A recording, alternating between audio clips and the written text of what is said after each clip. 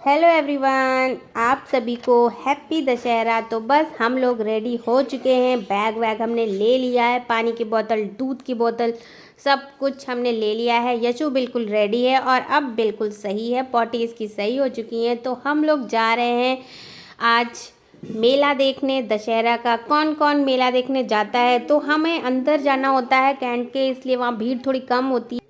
तो छोटे बच्चों को साथ ले जाके ऐसे मेले में जाना थोड़ा इजी हो जाता है, इसलिए हम चले जाते हैं। तो भाई बाहर के मेले के बारे में तो हम सोच भी नहीं सकते बच्चों को ले जाना। और ये हमारे घर से थोड़ी सी दूर था, तब भी हम लोग लॉर्ड गवर्नर के तरीके से गाड़ी में सवार होके आए हैं। एक मोड़ बाद ही ये यहाँ पे फेयर लगा है, लेकिन हमें तो भाई गाड़ी से आना था। पता नहीं क्यों हम लोगों ने ध्यान ही नहीं दिया कि गाड़ी से नहीं जाते। और यहाँ पे हम लोग आए तो हमने देखा कुछ रामलीला हो रही है। और आप लोग हनुमान जी को देखो भाई, मेरी तो नज़र इनके चप्पलों पे ही जा रही थी, कैसे ठुमक ठुमक के चल रहे थे इनके। और ये जो दो बंदर थे ना, इनकी आपस में अलग ही मस्ती चल रही थी, इतना एंजॉय कर रहे थे दोनों, खड़बड़ खड़बड़ खुद में ही लगे हुए थे।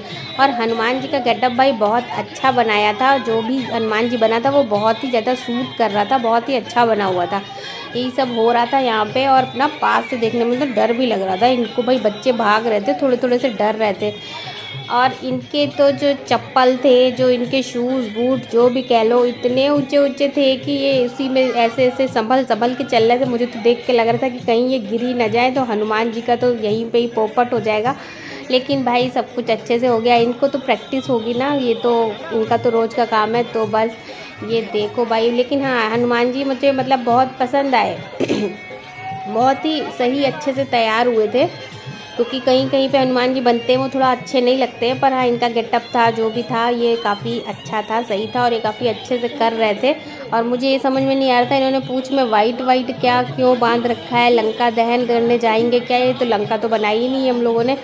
और ये भाई ऐसे ही ठुमक रहे थे सब जगह, बच्चों को इधर उधर खिला रहे थे, थोड़ा बहुत कर रहे थे, डांस वगैरह भी इन्होंने किया था। लेकिन ये पूंछ में यार कपड़ा क्यों बांधा था? मतलब पूंछ में तो जैसे सर के बाल है वैसे ही बाल होने चाहिए थे ना, ये मुझे समझ में नहीं आया। तो थोड़ी थोड़ी कॉमेडी भी लगने लग जाती है।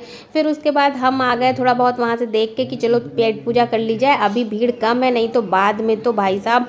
तो हमने खाए पानी के बताशे। उसके बाद स्टॉल में इतनी सारी चीज़ें लगी हुई थी। अभी ने तो डोनट देखा और वो डोनट पे कूद पड़ा कि मुझे तो बस डोनट चाहिए। डोनट कर लिया उसने।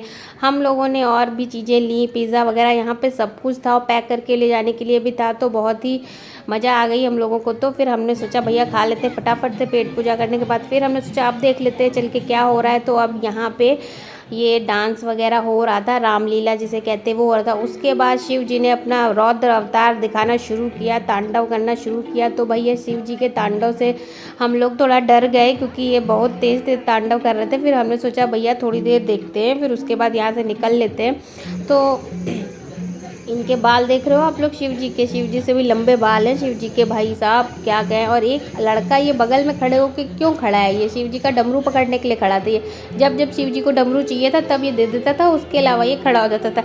यार कभी कभी ना कॉमेडी लगने लग जाती है, लेकिन कोई बात नहीं, कुछ लोग तो एंजॉय करते हैं, हमने भी एंजॉय किया ही। लेकिन कुछ कुछ छोटी छोटी चीज़ें, अरे भाई डमरू लेके स्टेज के ऊपर खड़े होने की क्या ज़रूरत थी? नीचे खड़े हो जाते, नीचे से भी डमरू पकड़ा सकते थे। पर अब क्या ही बताएं इनको।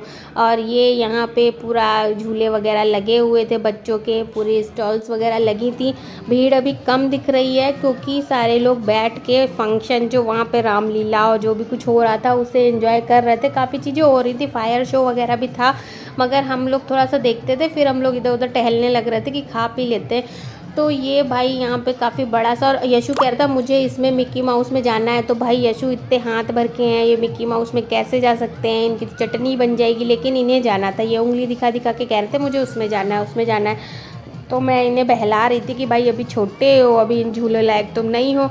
और यहाँ पे भीड़ थोड़ी कम है, अभी थोड़ी थोड़ी होने लगी। और भाई साहब अभी तो ये आप देख रहे हो स्टॉल खाली है सारी। जैसे ही वहाँ रावण फूकेगा ना, उसके बाद तो यहाँ ये पूरा ग्राउंड ऐसा भर गया, ऐसा भर गया। और रात भी हो गई थी और ग्राउंड ऐसा भरा ना कि आप एक भी स्टॉल पे जाके कुछ खरीद सकते ही नहीं हो। तो भाई बहुत ही अच्छा किया था हमने, हमारी किस्मत बड़ी अच्छी थी कि हम जो है पहले ही हमने खा पी लिया था। मैंने सोचा लास्ट टाइम ऐसा हुआ था कि सब लोग अपना आराम से एंजॉय कर रहे थे, खा पी भी रहे थे और रावण वगैरह भी जल रहा था। इतनी ज़्यादा हौच पौच नहीं हुई थी क्योंकि लोग पहले से खा लिए थे।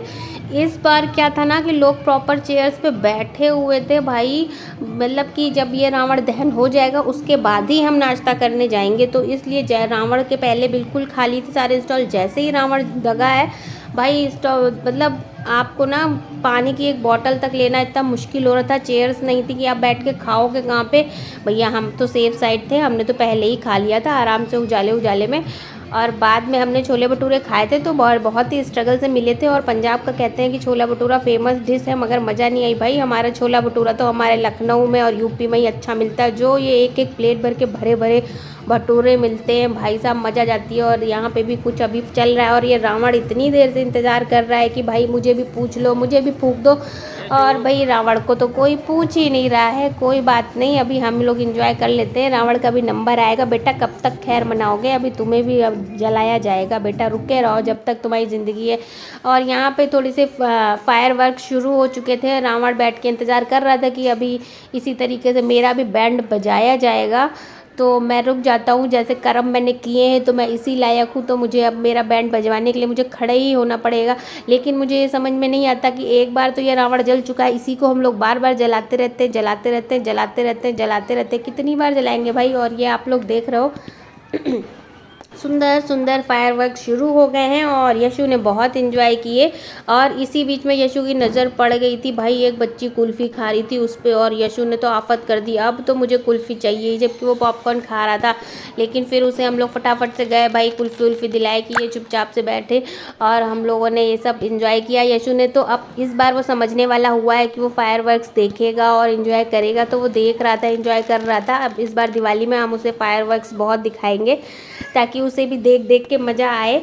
तो बस यही सब चल रहा था। और थोड़ी देर बाद ही भाई भड़ूम से हुआ, इतना बेचारा बेचैन, बेसब्रा, बेहिसाब, जो भी कह लो भाई, बेबस रावण चल के धुक से भुक हो गया। 2 ही मिनट के अंदर इसके पुंजड़ी पुंजड़ा सब उड़ गए। देखो ऊपर कैसे उड़ते हुए चले जा रहे हैं, और रावण की एकदम ये देखो मट्टी पलीद हो गई भाई साहब।